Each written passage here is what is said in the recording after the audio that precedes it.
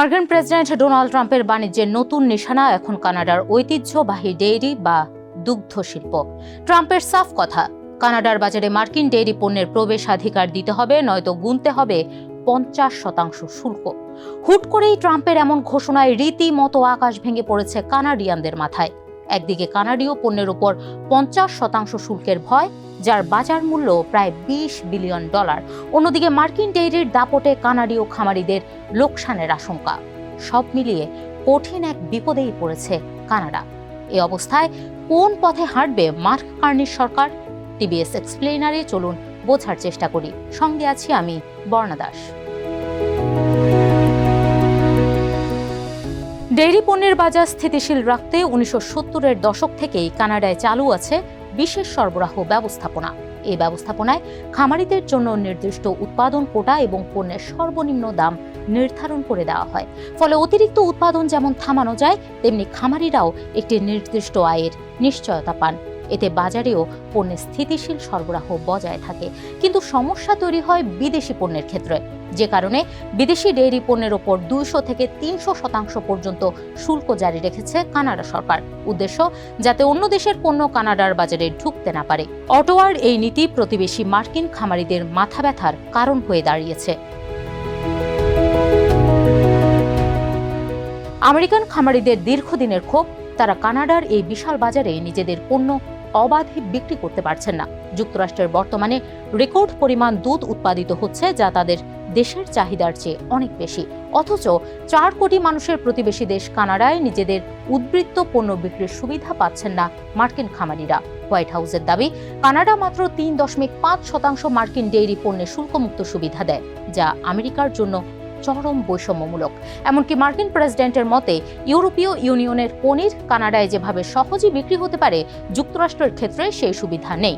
তাই এবার কিছুটা কঠোর হওয়ার সিদ্ধান্ত নিয়েছেন ট্রাম্প। অবশ্য শুধু ট্রাম্পই নন, এর আগে বাইডেন প্রশাসনও এই নীতির বিরুদ্ধে আইনি পদক্ষেপ নিয়েছিলেন।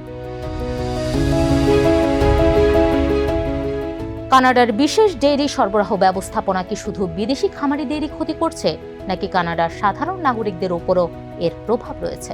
এ ব্যাপারে পরিসংখ্যান সংস্থা স্ট্যাটিস্টিক্স কানাডা এবং ইউএসডি এর তথ্য বলছে, চলতি বছরের মে মাসে কানাডায় প্রতি লিটার দুধের জন্য গ্রাহকদের দিতে হয়েছে গড়ে $2.26 মার্কিন, যেখানে যুক্তরাষ্ট্রে সমপরিমাণ দুধের দাম ছিল মাত্র $1.95। অর্থাৎ নিজেদের দেশীয় খামারিদের সুরক্ষা দিতে গিয়ে কানাডিয়ানদের দুধ ও ডিমের মতো নিত্য প্রয়োজনীয় পণ্য বেশি দামে কিনতে হচ্ছে।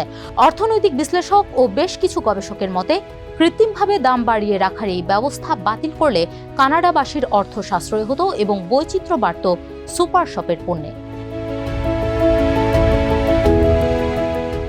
একদিকে কানাডিয়ান ক্রেতাদের চাপ, অন্যদিকে ট্রাম্পের শুল্ক হুমকি। সব মিলিয়ে কানাডার রাজনীতিতে ডেইরি খাত এখন তুমুল আলোচনায়। কানাডার রাজনীতিকরা পরিষ্কার জানিয়ে দিয়েছেন, এই নীতিতে কোনো ছাড় দেওয়া সম্ভব নয়, কারণ এটি কানাডার গ্রামীণ অর্থনীতি এবং খাদ্য সুরক্ষার মূল ভিত্তি।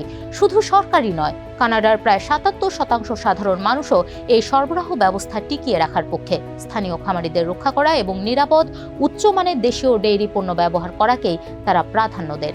ইতিহাস বলে, এই নীতিতে সামান্য ছাড়ের ইঙ্গিত পেলেই কানাডার ডেইরি খামারিরা পার্লামেন্ট হিলের সামনে ট্রাক্টর ও গবাদি পশু নিয়ে রাজপথে নেমে আসেন। আর তাই রাজনৈতিকভাবে প্রভাবশালী এই লবিকে চটিয়ে কোনো দলই নির্বাচনে বিশাল আসন হারানোর ঝুঁকি নিতে চায় না।